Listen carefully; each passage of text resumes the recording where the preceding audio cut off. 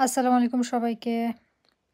লন্ডনে অনেক গরম পড়ছে। তো আমি আসার সময় একটা ফ্রুট শপে দেখলাম চেরি বিক্রি করতেছে। আর রোদের ভিতরে চেরির কালারগুলা এত জোস লাগতেছিল। তো আমার পার্সোনালি চেরি অনেক পছন্দ, লোভ সামলাইতে না পাইরা। যদিও দাম অনেক বেশি। আমি অল্প করে নিয়ে আসলাম খাওয়ার জন্য। ধুয়ে নিচ্ছি এখন। বিশ্বাস করেন আমার চেরি খুবই ভাল লাগে। আমার বেরিজ থেকে চেরিজ ভাল লাগে।